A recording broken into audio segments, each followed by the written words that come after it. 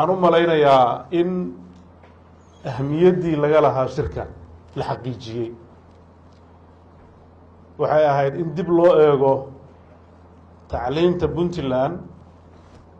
ee nidaamkii dowladdii dhexe ee 1991 burburtay kadib hana qaaday si muddadaas 30 sano ah ay soo socotay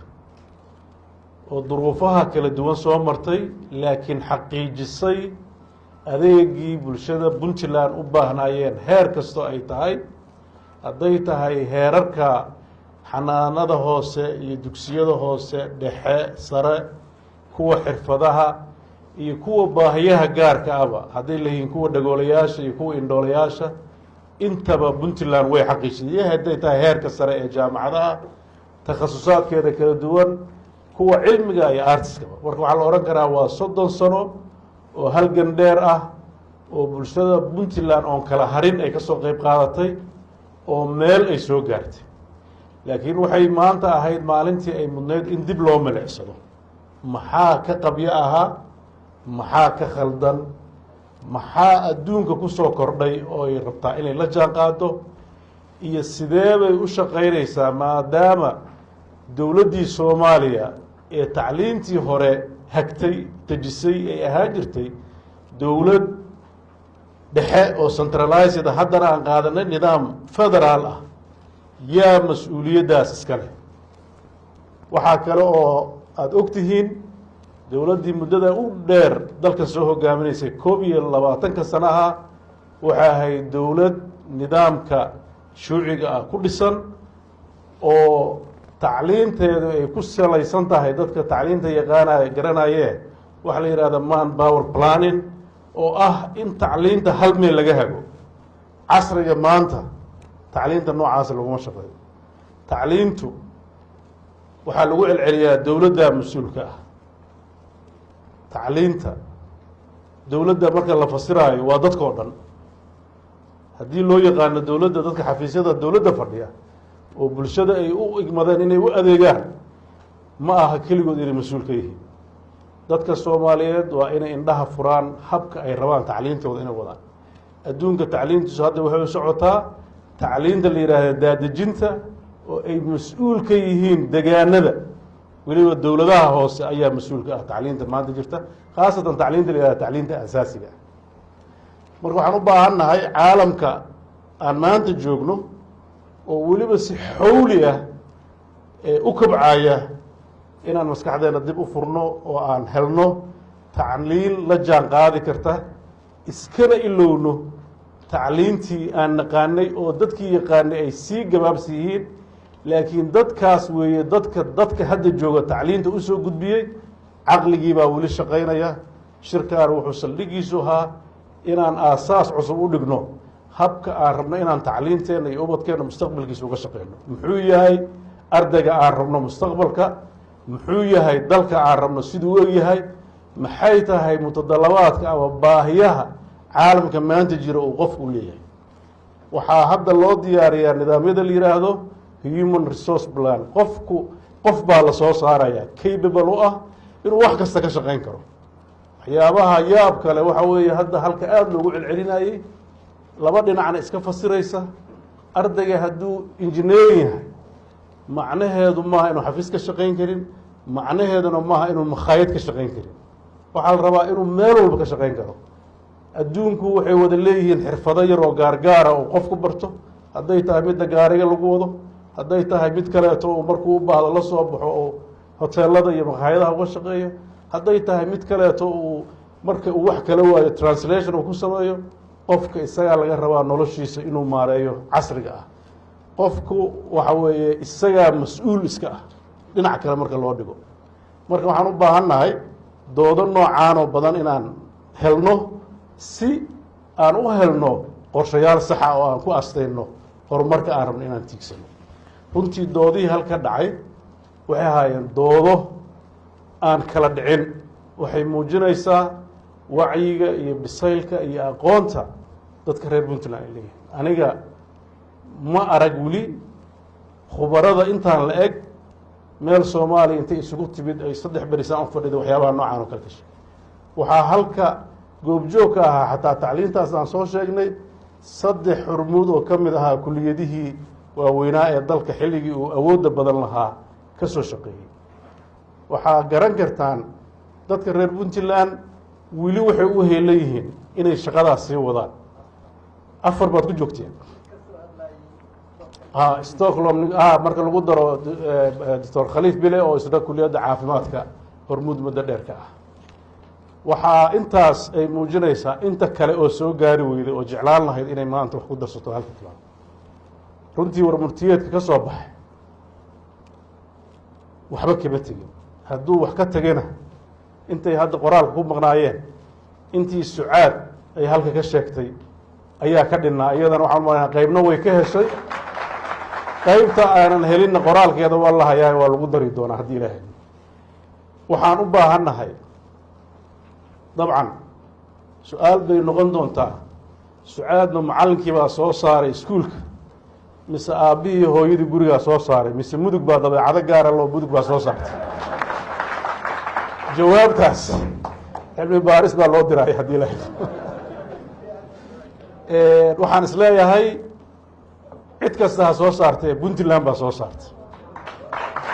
marka puntland weli waxay awood u leedahay inay dad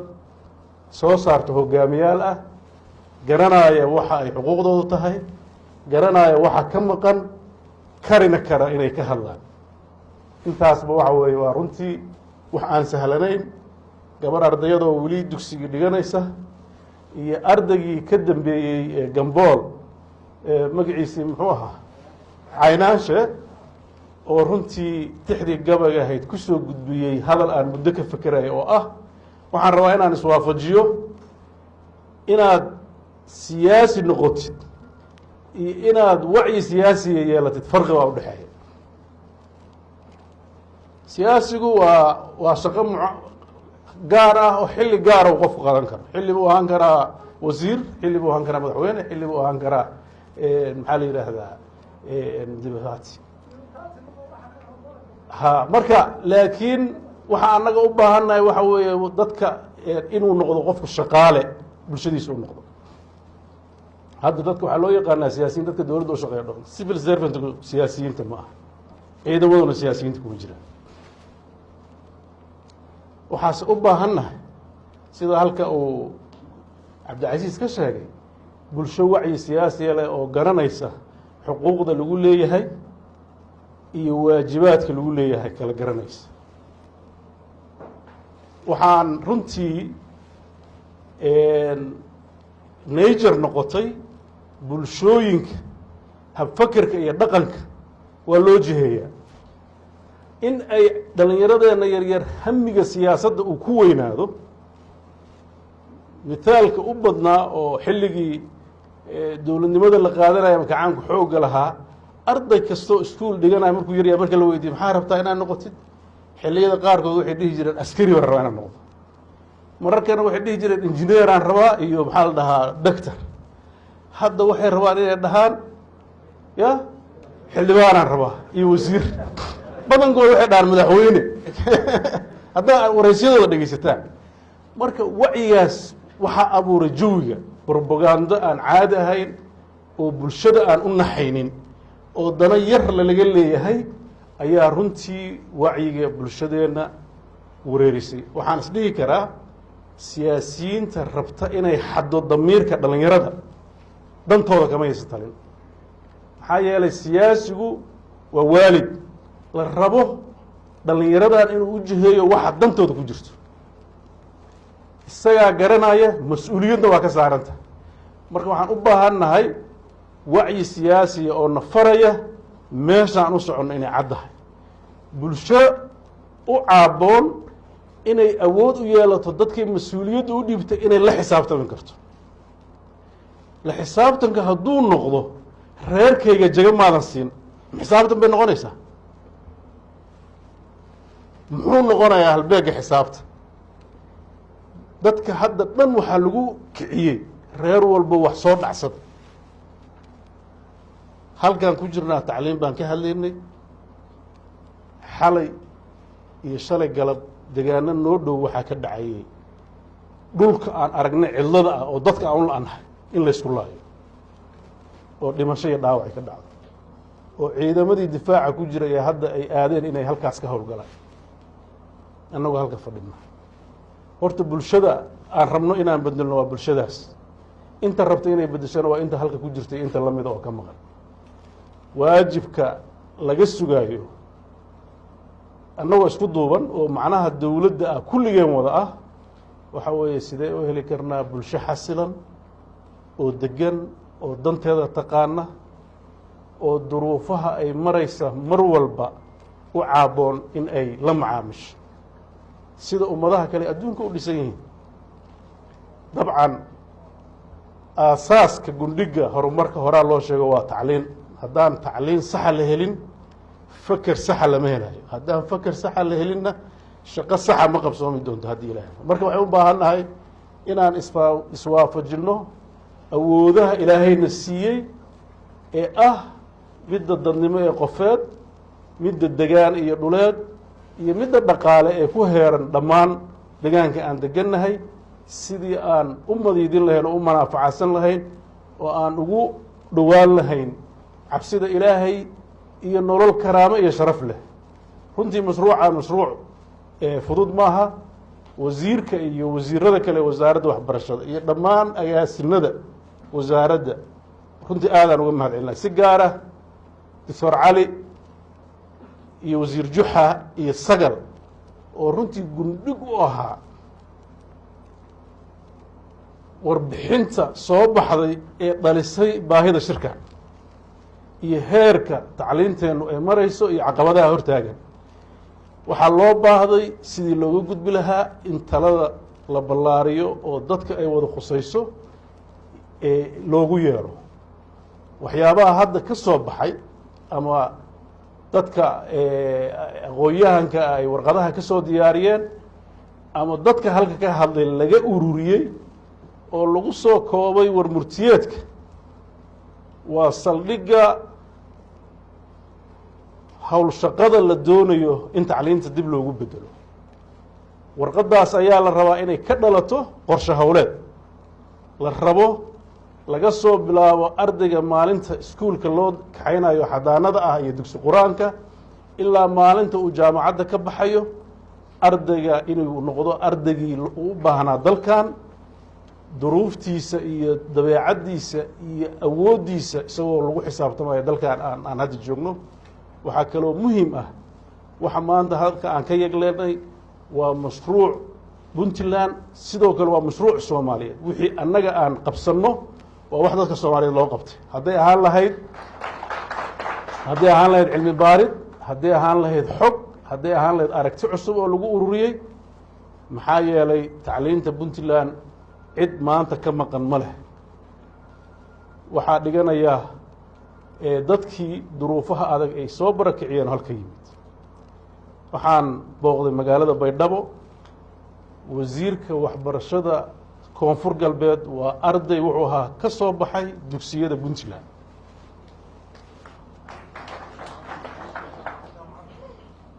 ilaa jaamaca dugsiyo iskuulaha halkuu ku bartay oo ku barbaaray wasiirka waxbarashada ee koonfur galbeed wasiiro kale oo fara badan macalina waa kaa soo ma aka marka qaar kale oo halka ka soo baxay oo macalimiin iyo xildhibaano ka naqday adduunka kalena way jiraan soo ma dadka reer puntland hadda tartan dibadiin waa ka tartamaya baa maqlee ya meelo dheerdheeray ka gaareen marka waxaan filayaa iyaga ruuxaddoodu inay waxa halka lagu qabanayo aysan ahayn wax puntland kaliya khusaysee dalka intay dhaafto inay global noqonayso sidoo kaleeto dad fara badan oo khuburo ah oo macalimiin ah oo soomaaliyeed ayaa qeyb ka ahaa kobcinta tacliinta puntland ilaa iyo haddana ka ah oo macalimiinka ah soo maha oo degaano kale ka yimid marka tacliinta halka lagu hayo maaha tacliin puntland gaar u ah waa tacliin soomaaliyeed waxaa hadda uu wasiirku ii sheegay dadka puntland hadda wax ku barto waxaa ka mida 3,000 oo arday oo qaxootiya oo isugu jirta yemeniin iyo oromo iyo adig etoobiyaan iyo dad kale marka tacliintu waa universal cid walbana xaq u leh sida annaga aan xaq ugu yeelanay markaan meelaha kaleeto u haajirnay oo dalal kale aan u tagnay. waxaan rajaynayaa kulankan oo runtii qiimo weyn dowladda puntland ugu fadhiya mudnaana wakti intaan ka badan in la geliyo. waxaan aada ugu faraxsannahay haddaan nahay mas-uuliyiintii aada u igmateen in ay hoggaan u noqoto puntland.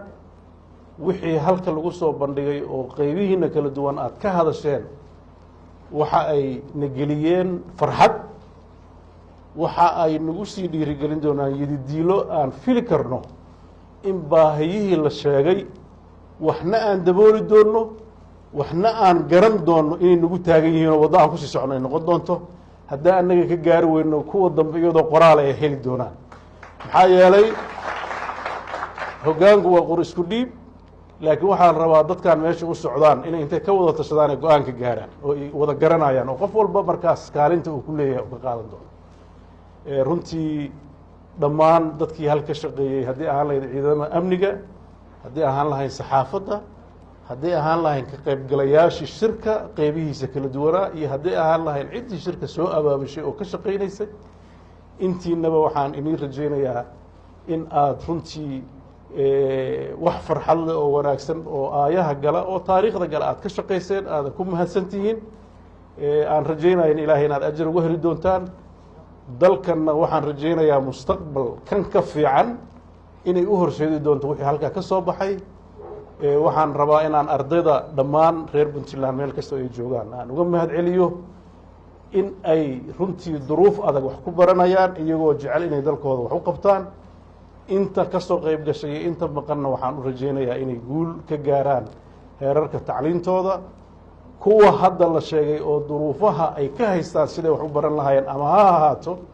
agabkay wax ku baran lahaayeen iyo goobay wax ku baran lahaayeen, ama ciladihii la sheegay oo dhan, in ay maalin maalmaha ka mida ka bixi doonaan haddii ilaahaydan ka dhigo. waxaan sidoo kaleeto aqbalnay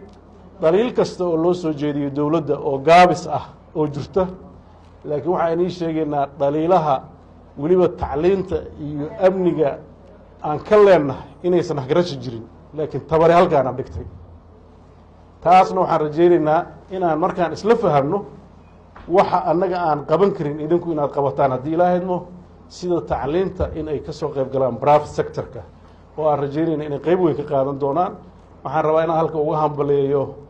iskuulladii farsamada ee wasaaraddu halka uga dhawaaqday iyo maamulayaashii ka socday ee ahaa iskuullada farsamada, in qodobadii ugu horreeyey oo la darsay muddadii hadda aan ka shaqaynaynay dib u eegidda tacliinta iyo baahiyaha jira iyadoonan hoolka laga bixin inaad aragteen oo lagu dhawaaqay oo la dahfuray oo manhajkii uu diyaar yahay oo waaxihii ka shaqayn lahaa soo jeedinta ay ku jirto, oo aan rajaynayno iyagana inaan sidaas u abuurno. soo jeedintaan la soo jeediyey wixii hadda qabsoomayo o dhan insha allah maalmaha soo socda ayaan ku dhawaaqayna. haddii ahaan lahayd waaxa cusub oo la samaynayo, haddii ahaan lahayd procedureka magaca iyo sida loo bedelayo, haddii ahaan lahayd sida dib loogu habeyn doono wasaaradda oo loo heli lahaa dad xirfad,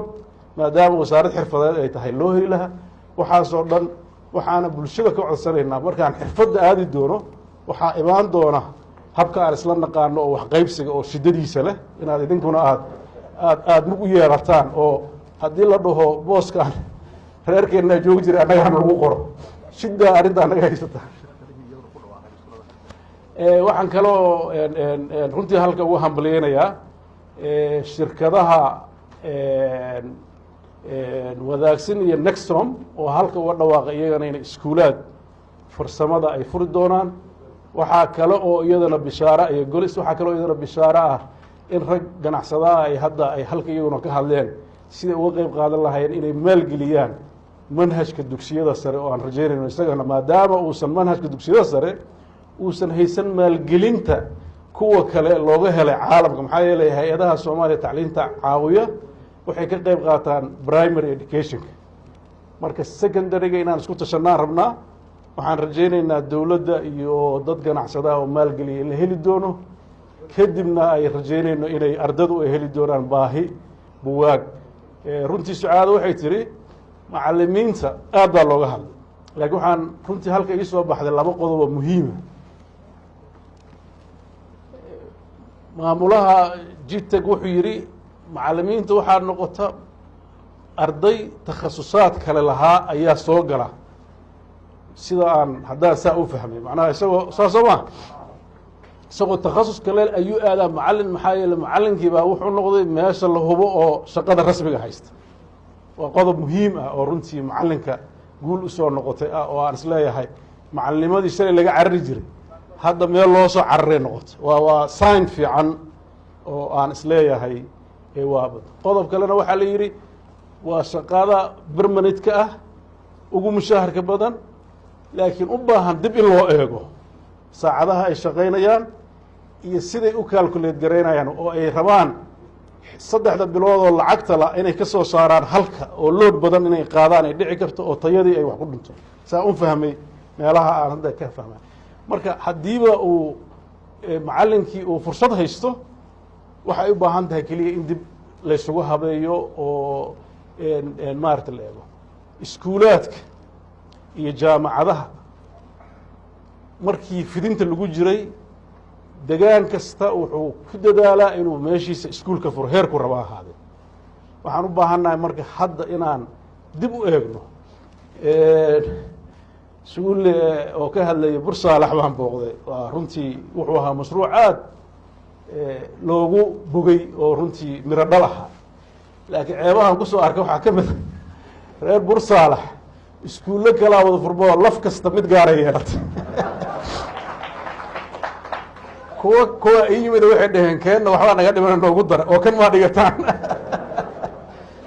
marka hadday iskuullada saas naga noqdaan iyagana waxa waaye cillad kale hataa soo baxaysa marka waxaan u baahan nahay reeruhu say isku qaadan karaan marka kolley waa anima disencourage kuma samaynayo oo qabiilku inuu ka qeyb qaato horumarku runtii waa model fiican oo aan bogaadinayo laakiin waxaa la rabaa in lais ogolaado oo lais ogolaysiiyo oo haddii si kale laisku ogolaan waayo ilaan markii ay haddaba maktab bixinayaan xargay samaystaan soo maaha kuwa aan xataa isku dhoweyn oo isku degaana isku xirxirma soo maaha collision marka inaa formalal kale la keeno hadda waxyaabihii la darsaya laguma darin laakiin caqabadaha jiray ka mid tahay oo u baahan xalka marka xal waxaan u baahan nahay iyo wax isku wada eg in hal magaalo laga sameeyo